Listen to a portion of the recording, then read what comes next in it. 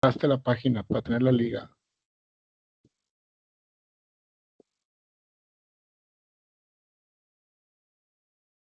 El día de ayer y saqué el link de la conferencia. Ya.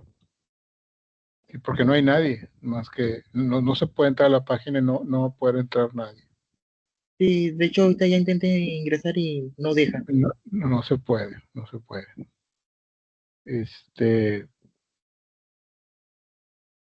Bueno, vamos a hacer una cosa. Vamos a dar la clase, si no tienes inconveniente. Finalmente se está grabando para yo poderla dejar grabada y que la gente lo pueda ver mañana. ¿Te parece? Sí. Ok. Tú fuiste muy listo y sacaste la liga desde antes. Qué Sí. bueno. Bueno, vámonos. Te voy a compartir la presentación porque creo que vamos a tú y yo nada más.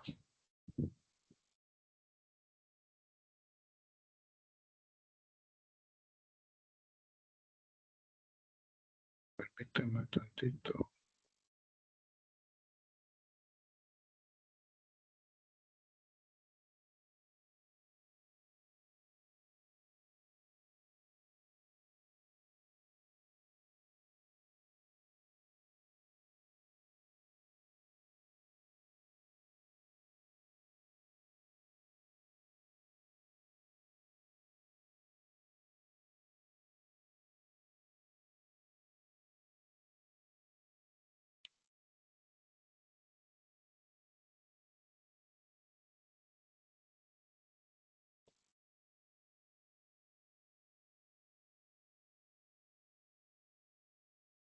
Muy bien.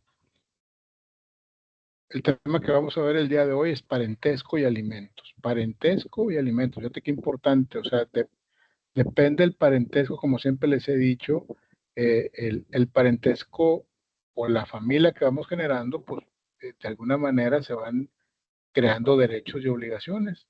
Y uno de ellos es los alimentos. Los alimentos los damos a nuestros hijos cuando estamos casados, pues de manera natural, ¿verdad? Como algo intrínseco, algo sin que nadie nos lo exija, pero a la hora que no estamos casados, a la hora que nos divorciamos, por ejemplo, pues estos alimentos son exigidos. Es cuando empieza uno a patalear, ¿verdad? Como vulgarmente se dice. En el parentesco, dos son las fuentes principales del derecho familiar: el parentesco y el matrimonio. Porque el parentesco genera todo este vínculo jurídico del cual les he hablado mucho, y el matrimonio pues es un detonante de vínculos jurídicos nuevos, ¿sí? Entre dos personas. El parentesco implica en realidad un estado jurídico, por cuanto que es una situación permanente que se establece entre dos o más personas por virtud de la consanguinidad del matrimonio o de la adopción, para originar de manera constante un conjunto de consecuencias de derecho. A las tres formas del parentesco son por consanguinidad, por afinidad y por adopción. Ya dijimos que por consanguinidad son los que están relacionados por sangre, o sea, mis hermanos, mis padres son mis parientes por consanguinidad. ¿Sí? La palabra consanguinidad significa sangre. Entonces, por afinidad son los que están laterales, como mis cuñados, por ejemplo, y mis cuñadas son los parientes por afinidad. Y los que son por adopción también. El parentesco consanguíneo es aquel vínculo jurídico que existe entre dos personas que descienden las unas de las otras o que se reconocen un antecedente común o un tronco común. De acuerdo al artículo 297 del Código Civil del Estado de Nuevo León, define el parentesco en dos líneas: línea recta o línea transversal. La línea transversal pudiera ser los parientes por afinidad.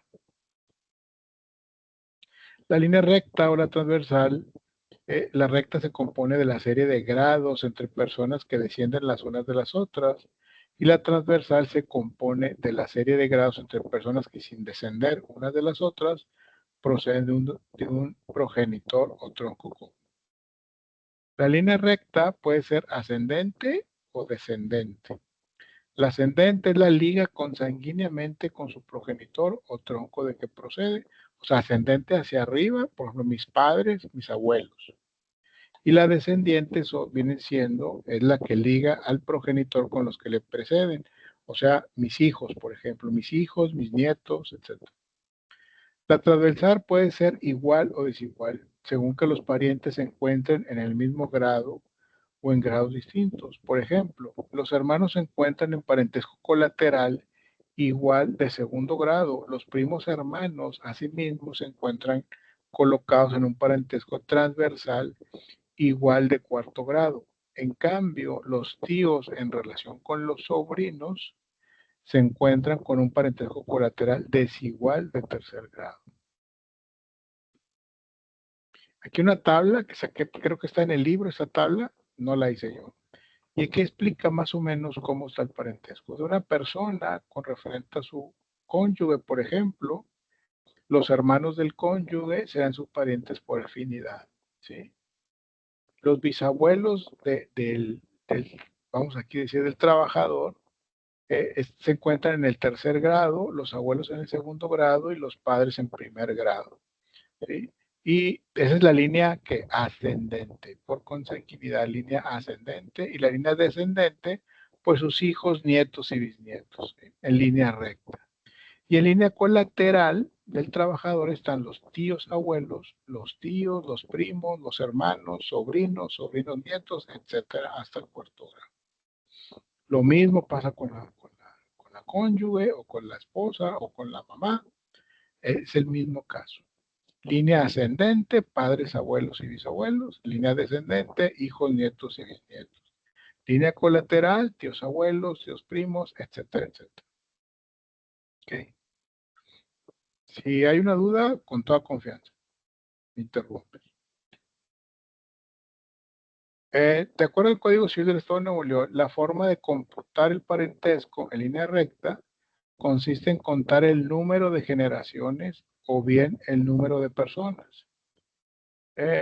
Código Civil del Estado de Nuevo León, aquí lo menciona el artículo 299. En la línea recta, los grados se cuentan por el número de generaciones o por el de las personas excluyendo al progenitor.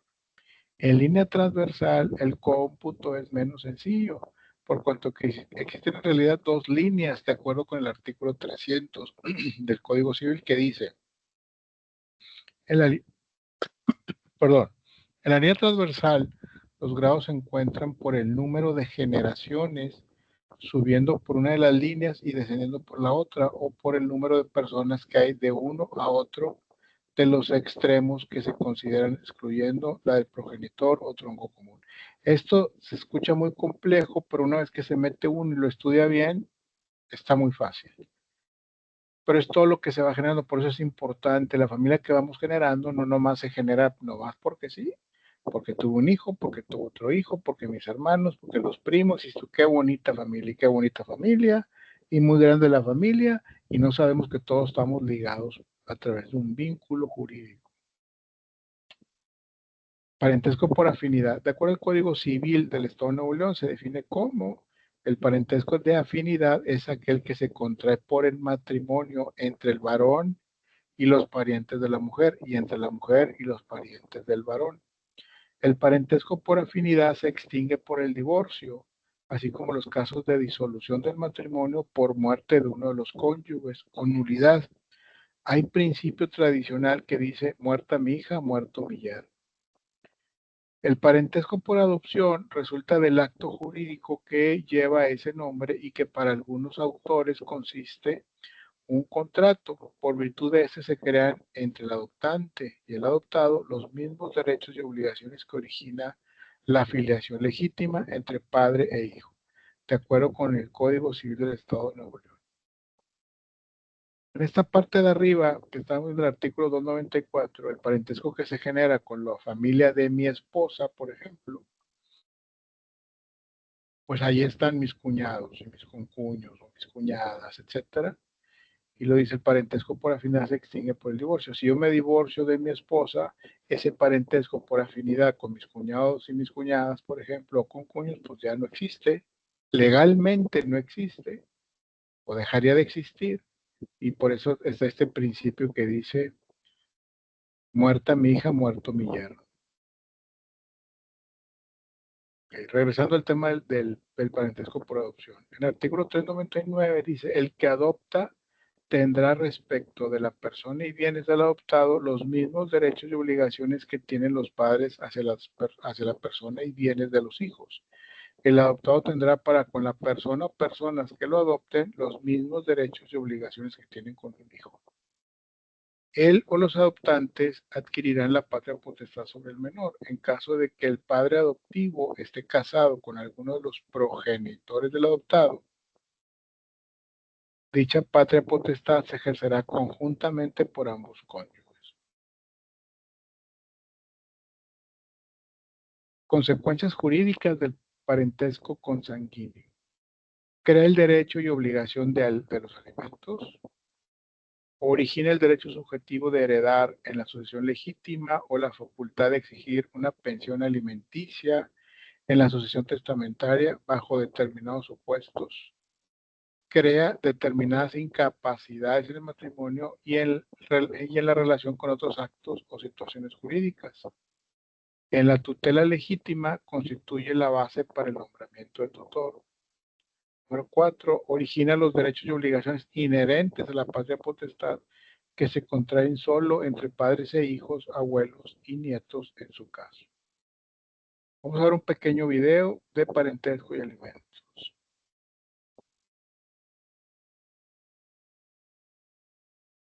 Lo que están viendo es el ser más poderoso del planeta Tierra.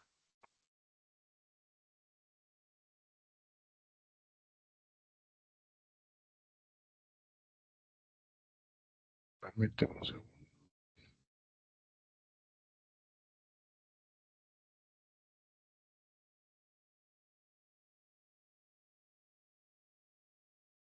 Ok, voy a salir yo del aire tantito.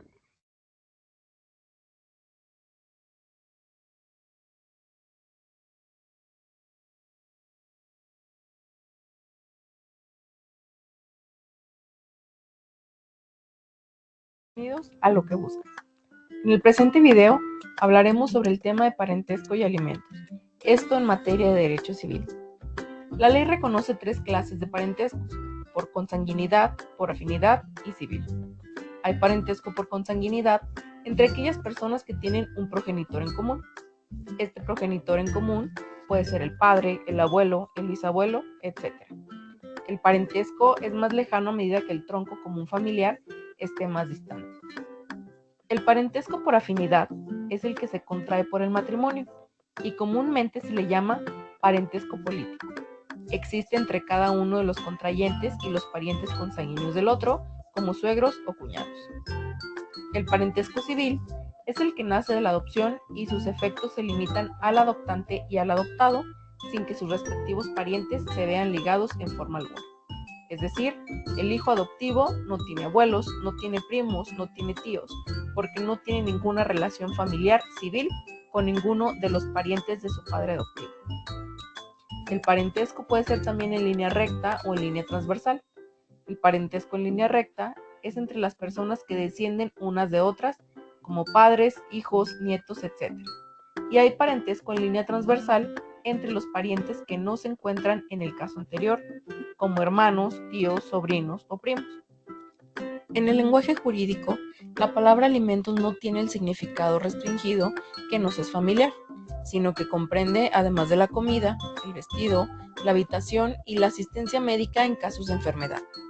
Y tratándose de menores, los gastos necesarios para la educación primaria y para proporcionarle algún oficio, arte o profesión que le permita ganarse la vida honestamente, de acuerdo con sus circunstancias personales.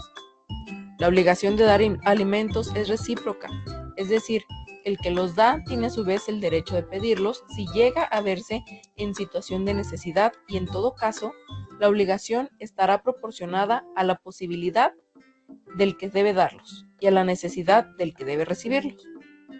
Están obligados a darse alimentos los cónyuges entre sí, los padres deben dar alimentos a los hijos a los padres en el caso de que ya sean muy grandes de edad y los hijos puedan proporcionarles alimento. Y a falta o imposibilidad de las personas anteriormente mencionadas, la obligación recae en los parientes más próximos hasta el 4º grado de la línea transversal, siempre que se trate de menores de 18 años o de incapacitados. El adoptante y el adoptado tienen a este respecto la misma obligación que los padres y los hijos.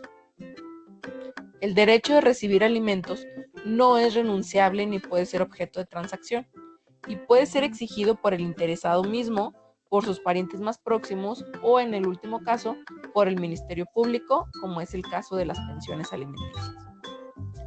Cesa o termina la obligación de dar alimentos cuando el que la tiene carece de medios para cumplir, es decir, que no cuente con recursos económicos para poder proporcionar alimentación o vestido o habitación a las personas que tiene la obligación. También cesa cuando el alimentista deja de tener necesidad de ellos, es decir, cuando ya tiene un trabajo, cuando llega a ser mayor de edad y puede valerse por sí mismo, etc. En caso de injuria o falta grave por parte del alimentista, o si éste abandona injustificadamente la casa de quien debe prestarlos. Es decir, si un hijo tuviera alguna falta grave hacia sus papás, en el caso de que ellos son los que tienen la responsabilidad de proporcionar alimento, entonces el alimentista, es decir, el hijo, pierde este derecho y los padres pierden la responsabilidad de proporcionarle alimento, techo y vestido. También se pierde la obligación de dar alimentos cuando la necesidad de los alimentos dependa de la conducta viciosa o de la falta de aplicación al trabajo de quien pretende recibirlos mientras subsistan estas causas. Es decir, cuando solamente por comodidad para recibir alimentación, para recibir vestido, para recibir casa o servicios médicos, se deje de trabajar o se caigan los vicios solamente por comodidad. Es hoy, llegó el 7 del 7 a Mercado.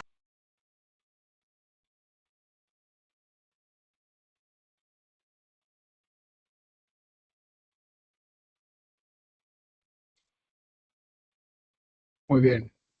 ¿Alguna duda, alguna pregunta? En este caso, si los padres no tuvieran solvencia económica, en este caso sí se tiene que la obligación de yo darles alimento. Sí. Bueno, si comprueban que no tienen solvencia económica por no tener trabajo y son, todavía tienen edad para trabajar, pues se les va a generar la deuda, ¿sí? Se les va a ir generando la deuda conforme pasa el tiempo y esa puede ser reclamada y hasta pueden hasta embargarlos inclusive.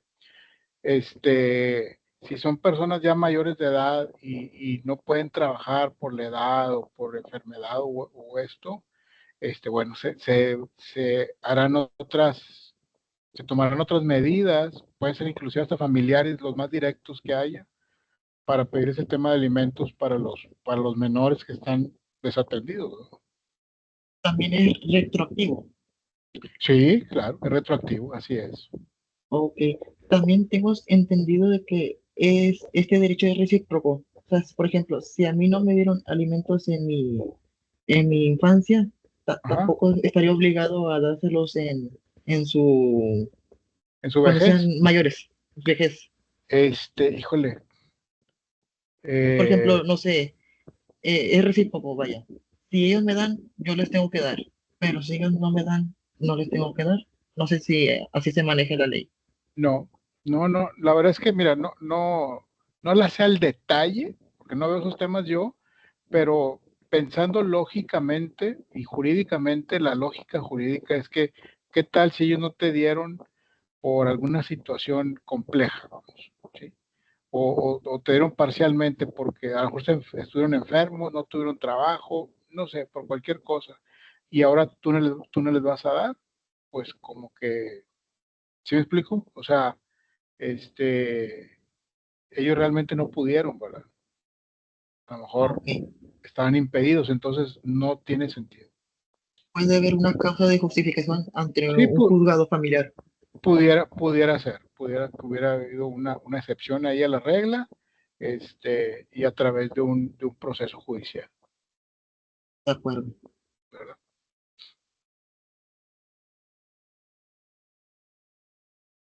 Muy bien, continuamos.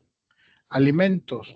Los alimentos constituyen una de las consecuencias principales del parentesco y abarcan, de acuerdo con el artículo 308 del Código Civil del Estado de Nuevo León, lo que son la comida, el vestido, la habitación y la asistencia en caso de enfermedad. Respecto a los menores, comprenden además los gastos necesarios para la educación primaria del alimentista y para proporcionarle algún oficio, arte o profesión. Los alimentos también se presentan como una consecuencia del matrimonio, estatuyendo al efecto el artículo 302 del Código Civil del Estado de Nuevo León. Artículo 302. Los cónyuges deben darse alimentos de forma recíproca. La ley determinará cuándo queda subsistente esta obligación en los casos de divorcio y otros que la misma ley señale. Los concubinos también están obligados a darse alimentos cuando carezcan de ingresos o bienes propios suficientes para subsistir y estén imposibilitados para trabajar.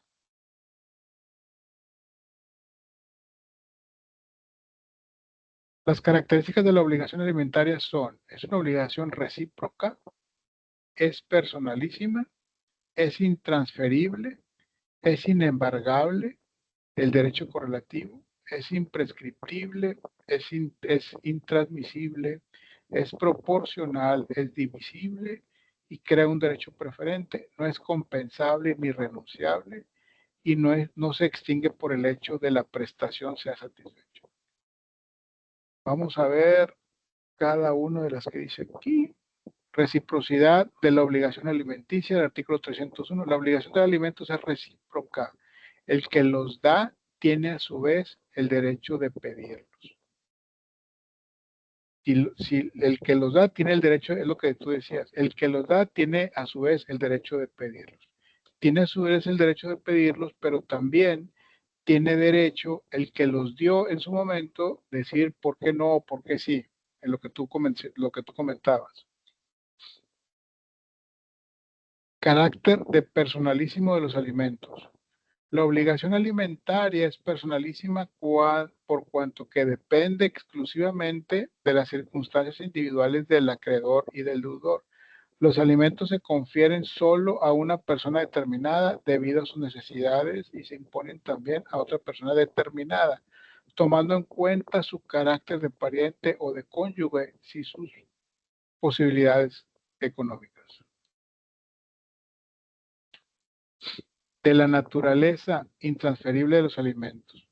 La obligación alimentaria es intransferible tanto por herencia como durante la vida del acreedor o del deudor alimentario. Se trata de una consecuencia relacionada con la característica anterior. O sea, es una obligación que es única para el deudor y el acreedor de los alimentos. Si uno muere, pues ya se extingue esta obligación, o si el otro muere, pues también no hay manera y también se extingue la obligación. Inembargabilidad de los alimentos. Tomando en cuenta que la finalidad de la pensión alimenticia consiste en proporcionar al acreedor, pues el acreedor viene siendo el que requiere los alimentos. El acreedor, los alimentos necesarios para subsistir, la ley ha considerado que el derecho a los alimentos es inembargable, pues de lo contrario sería tanto como privar a una persona de lo necesario para vivir. O sea, el derecho a alimentos no se te puede ser embargado. Sí te pueden embargar a ti por no proporcionar alimentos. Te pueden embargar propiedades para garantizar que de los alimentos. Pero eso no se da solo. Eso hay que promoverlo en un juicio. Imprescriptibilidad de los alimentos. Debemos distinguir el carácter de imprescriptible de la obligación de dar alimentos del carácter imprescriptible de las pensiones ya vencidas. Respecto del derecho mismo para exigir alimentos en el futuro se considera por la ley como imprescriptible. O sea que la obligación no termina, no es prescriptible. Lo que no dice esa obligación te la pueden hacer exigir, aunque ya haya pasado cierto tiempo, te la pueden exigir porque no prescribe ese derecho. Naturaleza intransigible de los alimentos. De acuerdo al artículo 321, el derecho a recibir alimentos no es renunciable ni puede ser objeto de transacción. Número 6, 5, 6, 7. Carácter proporcional de los alimentos. La proporcionalidad de los alimentos será determinada de manera general en la ley de acuerdo con el principio reconocido por el artículo 311. Dice, los alimentos han de ser proporcionados a la posibilidad del que debe darlos y a la necesidad del que debe recibirlos. Eso es proporcional si no me pueden exigir más cantidad de alimentos si no los puedo dar. Es proporcional a lo que percibo, a lo que gano. Divisibilidad de los alimentos. La obligación de dar alimentos es divisible. En principio, las obligaciones se consideran divisibles cuando su objeto puede cumplirse de diferentes prestaciones. En cambio, son indivisibles cuando solo pueden ser cumplidas en una prestación. Vamos a ver, si fueran varios los que deben dar alimentos y todos tuvieran posibilidad para hacerlo, el juez repartirá el importe entre ellos en proporciones a sus haberes. Si solo algunos tuvieran posibilidad, entre ellos se repartirá el importe de los alimentos, y si uno solo la tuviera, él cumplirá únicamente la obligación.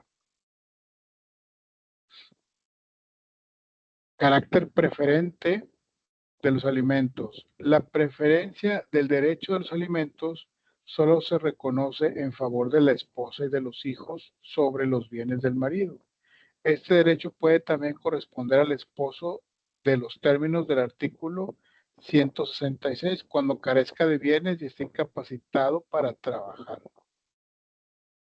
La mujer tendrá siempre derecho preferente sobre los productos de los bienes del marido y sobre sus sueldos, salarios o emolumentos, por las cantidades que correspondan para la alimentación de ella y de sus hijos menores. También tendrá derecho preferente sobre los bienes propios del marido para su satisfacción del mismo objeto. La mujer puede pedir es lo que te decía, el aseguramiento de bienes para hacer efectivos estos derechos.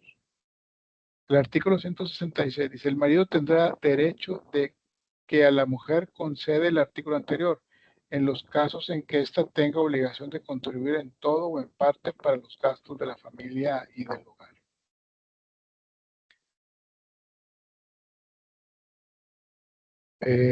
¿Alguna duda, alguna pregunta? Antes de pasar un video para ver. En el artículo 166, resumiéndolo, entonces el marido puede pedir cuentas a la mujer de lo que se está gastando. Sí, no, sí le puede pedir cuentas, pero más que nada se refiere a que si la mujer, porque aquí en el artículo 165 se refiere que la mujer tiene derechos sobre los bienes del marido, ¿sí? Y sobre sus sueldos, salarios y emolumentos por las cantidades que correspondan a la alimentación, ¿sí? Y el artículo 166 dice que el marido también tendrá derecho, o sea, le cambia el artículo si la mujer es la que trabaja y es la que es la mayor proveedora y tiene mayor riqueza, entonces el marido tendrá derecho también sobre los sueldos de la mujer, salarios, emolumentos, etcétera. O sea, es de forma recíproca, a eso se refiere. ¿Sí quedó claro? Sí. Vamos a ver este video, a ver de qué. Está muy padre. En WhatsApp.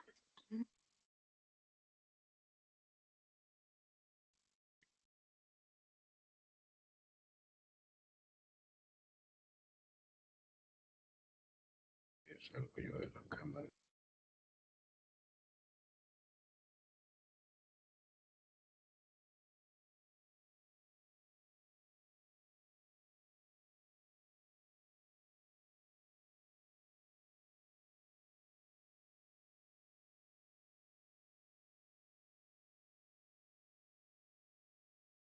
Analizar ahora a los alimentos, hacer un estudio de los mismos.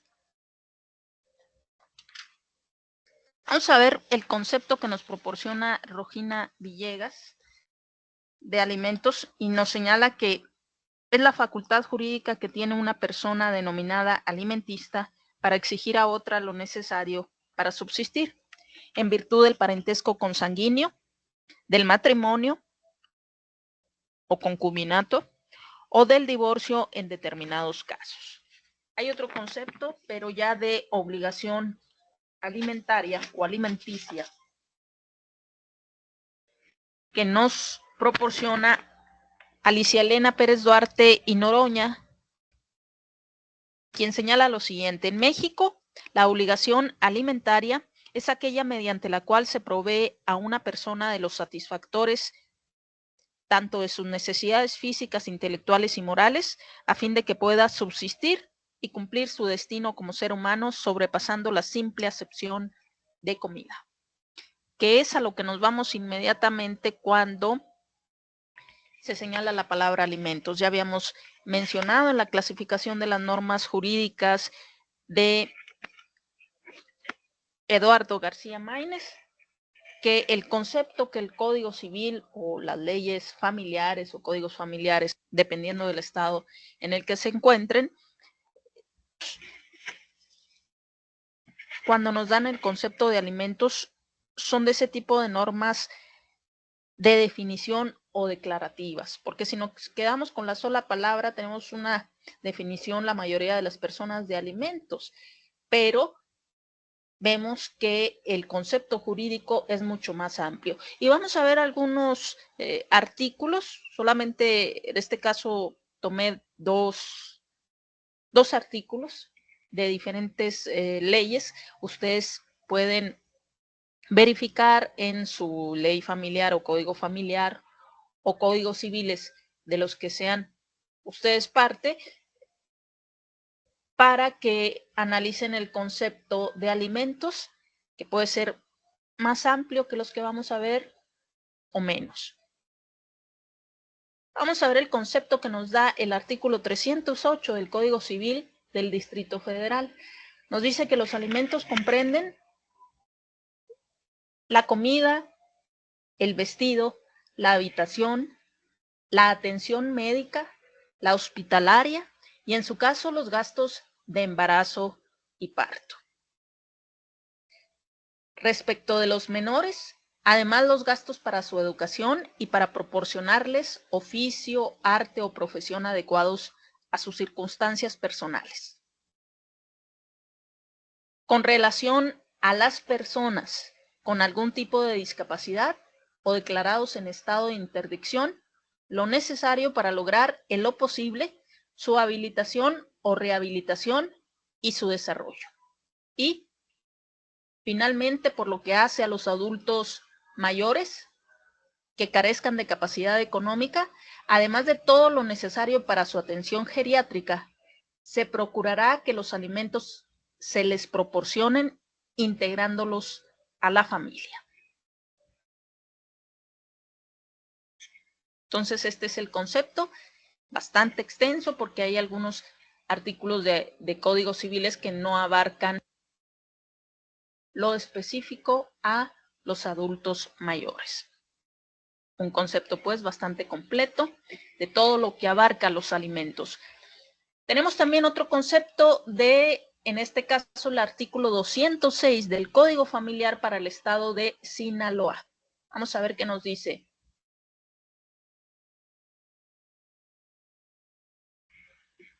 Nos señala: los alimentos comprenden la comida, el vestido, la habitación, el sano esparcimiento. Aquí estamos viendo algo que no contiene el anterior artículo. Y la asistencia médica y hospitalaria en caso de enfermedad. Además, los gastos necesarios para la educación del alimentista y para proporcionarle algún oficio, arte o profesión honestos y adecuados a sus circunstancias personales. Entre los alimentos se incluirán los gastos de embarazo y parto en cuanto no estén cubiertos de otro modo. Y su último párrafo nos señala: la obligación de dar alimentos no comprende la de proveer de capital a los hijos para ejercer oficio, arte o profesión a que se hubiere dedicado. Entonces, es un concepto distinto que abarca mucho de lo del artículo del Código Civil del Distrito Federal, pero sí tiene algunas diferencias. Por ejemplo, aquí el sano esparcimiento no menciona lo de los adultos mayores en específico. ni tampoco lo de las personas con discapacidad o declarados en estado de interdicción. Y se aclara aquí en los gastos de embarazo y parto en cuanto no estén cubiertos de otro modo. Ahora, ¿qué son los límites de la obligación alimenticia?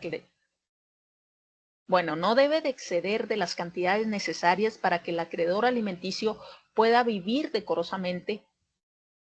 Entonces, por lo tanto, comprende solo las cantidades necesarias para que el acreedor tenga lo necesario para vivir. ¿Sí? Tampoco ha de estar en desproporción con la posición económica de quien debe darlos. En este caso, si ellos fueran divorciados y se le fija una pensión alimenticia en favor de los hijos, pues que él también requiere quedarse con lo necesario para subsistir y no se le puede exigir más de lo que pueda dar, ¿sí? Y ni ella excederse en los gastos y reclamar más, que es una situación que desgraciadamente en la práctica se da, pero que existen los medios necesarios para equilibrar estas posiciones, además que recuerden que también pues la obligación es de ambos. ¿Sí? En este caso, si ella también trabaja, pues también debe de contribuir a los alimentos. Entonces, los alimentos se prestan normalmente de manera voluntaria y espontánea, es como debería de ser. Solo en casos excepcionales el cumplimiento de este deber exige la intervención judicial. Ahora, ¿quiénes son los sujetos de la obligación alimenticia? Bueno, tenemos a los deudores alimenticios. Es la persona que tiene la obligación de cubrir esos alimentos según sus posibilidades económicas, para lo cual proporciona una cantidad de dinero o en especie, o integra a la familia, como veremos, al acreedor alimenticio. Y por su parte, el acreedor alimenticio es la persona que legalmente compruebe la necesidad real y evidente de recibirlos. Debe de permanecer esa necesidad. El derecho de percibir alimentos inicia con la necesidad de estos por parte de un acreedor alimentario y la obligación de proporcionarlos con la capacidad económica del deudor alimentista. Ello en virtud del parentesco por consanguinidad, por la celebración del matrimonio o cuando existe concubinato, por adopción y en determinados casos, aún después de disuelto el vínculo matrimonial, subsistiendo ese derecho en tanto exista y se demuestre la necesidad del acreedor alimentario y la capacidad del deudor de suministrarlos. Entonces aquí tenemos, está el padre frente al hijo, este sería el deudor alimenticio y el acreedor alimenticio. Por su parte, de este lado tenemos a un adulto mayor que ya en ese momento puede tener el carácter de acreedor alimenticio, si tiene la necesidad, como lo veíamos en el artículo de la ley del Código de Sinaloa, y por su parte está su hijo como deudor alimenticio, que tendrá que proporcionar esos alimentos, porque además, lo veremos en las características de los alimentos, son recíprocos.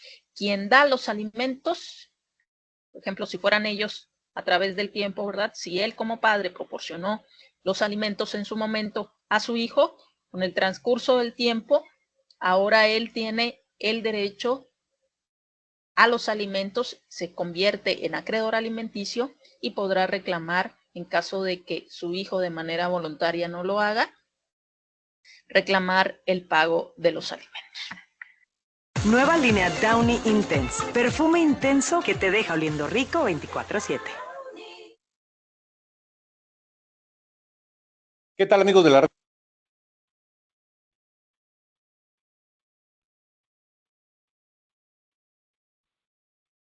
Muy bien. ¿Qué te pareció? Excelente. ¿verdad? El video fue como un complemento al anterior video. Exacto, exactamente. Que uno habla más del parentesco y este se concentra en alimentos. Bueno, ¿alguna duda, alguna pregunta de la presentación? Por ejemplo, si uno de los padres no dio alimentos, pero por ejemplo, la abuela sí tuvo la oportunidad de dárselo a los nietos, Ujú. entonces el padre se puede decir que se exime de la obligación. Sí, sí se exime de la obligación, porque bueno, de alguna manera, y si la abuela es la mamá del que debería dar los alimentos, puede presumirse que se completó o se cumplió con la obligación de dar alimentos.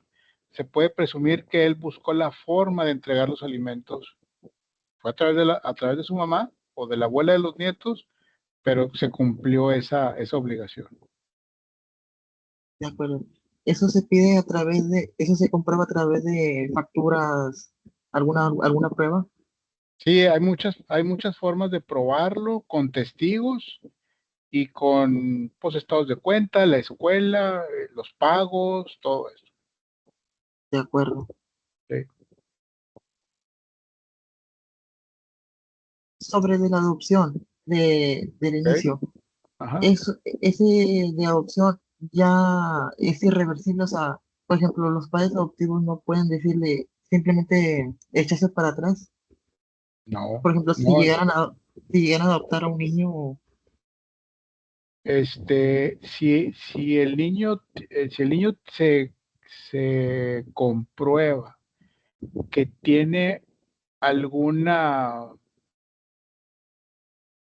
algún tema psicológico irreparable que no se previó al momento de la adopción, pudiera revertirse esa situación. En Estados Unidos pasa mucho. En México es más complejo. En Estados Unidos adoptan un niño y si no les gustó, bye. Aquí en Estados Unidos, o sea, bueno, pero en Estados Unidos lo regresan. Aquí en México te dicen, y firmas que te vas a hacer cargo de todo y cualquier enfermedad, cualquier situación, este, tú te encargas, es tu responsabilidad y es lo que te puede tocar, ¿sí? Pero si es algo que es imposible de manejar, pudiera haber un apoyo de parte del gobierno para regresar al menor. Y también depende de la edad. de acuerdo, es como irreversible, se puede decir. Bueno, en general es irreversible, ¿sí? Pero pudiera revertirse, o sea, puede ser reversible en muy ciertos casos y cumpliendo con un protocolo muy particular. Ok. Sí, ya que yo en lo personal he visto hojas de tutores manifestando de que regresan, digo, es mi voluntad regresar a los menores debido a que no se pueden hacer cargo económicamente o por otro Exacto. motivo. Bueno, es que un tutor es diferente a un adoptante. Un tutor lo voy a cuidar, nada más. Y me voy a hacer cargo de él y le voy a dar alimento y le voy a dar todo, pero soy tutor, ¿sí? De El, acuerdo, y, sí, y el papá adoptivo, bueno, pues es otra cosa, es como si fuera un papá normal, ¿no? Tiene los mismos derechos y obligaciones que con un hijo normal. de acuerdo. ¿Sí? Hay variantes en esto. Vale mucho la pena adentrarse en el tema, pero bueno, eso es un tema extenso y complejo que pues se lleva tiempo, pero es algo, ahorita es el pan de cada día.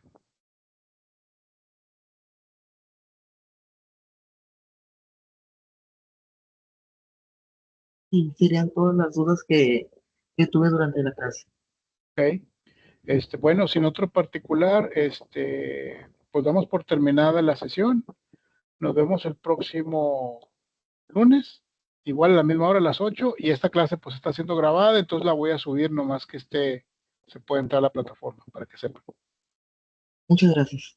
Al contrario, te agradezco que hayas tenido la idea de sacar la liga y entrar por otra parte. Muy bien. Que tengas buenas noches.